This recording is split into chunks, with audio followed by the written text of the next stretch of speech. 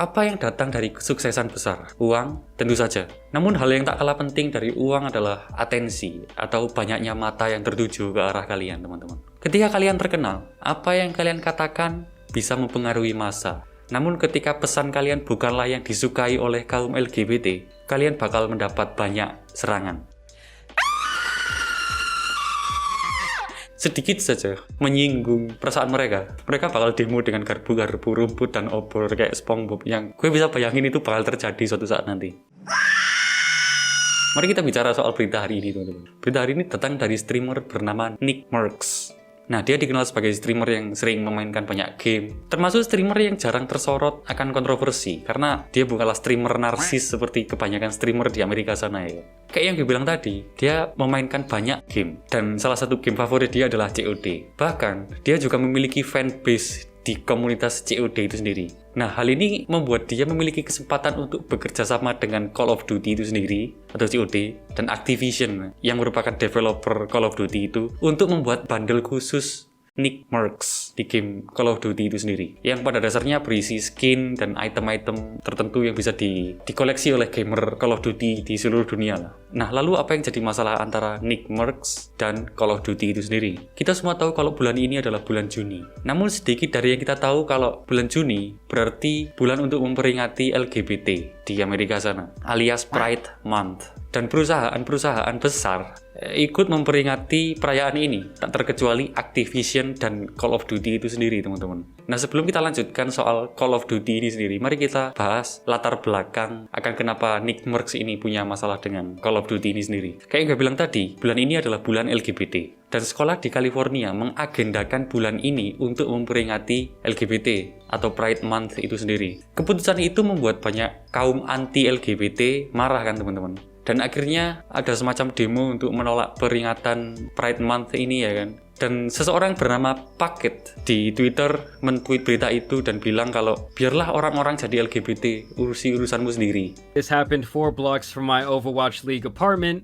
Americans are in a sad place right now. Let people love who they love and live your own life. Itu yang dibilang Packet mengenai demo anti-LGBT ini ya kan. Nah, akhirnya di sini Nickmercs muncul, teman-teman. Dengan respon yang gue yakin semua yang punya akal sehat bakal setuju. They should leave little children alone. That's the real issue. Yang intinya kayak Pride Month ini harusnya tidak melibatkan anak kecil. Yang kita semua setuju ya kan. Karena anak kecil tuh tidak tahu apa-apa soal seksualitas. Karena LGBT itu sendiri adalah sesuatu yang sangat kuat hubungannya dengan seksualitas, teman-teman. I just don't think it's any place for a teacher or a school. I don't think it's the place to speak about things like that. Kita semua paham kan akan kenapa Nickmercs ngomong itu, karena anak kecil tentu belum mengerti akan hal itu. This is Nickmercs reacting to the whole backlash. There shouldn't have been backlash for this. He said what everybody was thinking and what's just right. They should leave kids alone. They shouldn't be introducing them to the pride or the sexuality stuff. It's weird when you have a bunch of elementary school kids lined up to go into the school and the first thing they see is a pride flag, a rainbow flag that's saying be yourself. Nah, situasi ini membuat Nickmercs berada di tengah konflik antara pro dan anti LGBT ini. Dan imbas dari permasalahan ini adalah COD, game yang sering dia mainkan ini tadi yang gue bahas di awal, membatalkan rilis bundle Nickmercs ini, teman-teman, di game COD itu sendiri. Ya, karena kita tahu sih perusahaan di sana sekarang di bulan ini ya kan memperingati Pride Month. Yang ketika ada satu rekan mereka yang tidak setuju dengan ideologi ini ya kan, mereka bakalan kayak dengan sekuat tenaga menyingkirkan mereka. Sehingga kasusnya kayak Nickmercs ini akhirnya dibatalkan kerjasamanya, yaitu untuk merilis bundle Nickmercs ini di game COD atau Call of Duty. Nah, ini mengingatkan gue sama perusahaan Nike sih, yang kita semua tahu ya, brand sport terbesar di dunia ya kan. Gak lama ini mereka menggunakan wanita transgender untuk dijadikan model pakaian wanita mereka. Jadi mereka ini kayak perusahaan besar ini kayak berlomba-lomba untuk menunjukkan bahwa mereka mendukung LGBT ini. Dan yang gue gak paham aja sih, kenapa perusahaan olahraga terus perusahaan gaming kayak Activision dari COD itu tadi ya kan sangat sibuk di bidang ini loh. Kayak pertama ini kan soal seksualitas ya, kayak yang gue bilang tadi, LGBT itu gak ada hubungannya sama sekali sama game ya kan, sama olahraga. Dan soal olahraga ini kemarin kan juga ada kayak wanita transgender yang masuk ke dalam kompetisi wanita yang akhirnya menghancurkan semua kontestan wanita tulen ya kan. Dan itu yang gue gak suka dari komunitas ini, teman-teman. Dan untuk si Nickmercs ini sendiri dan bundle dia di COD, Call of Duty, belum ada kabar sih. Dan gue mungkin misal berada di posisi yang sama kayak misal gue suka game tertentu dan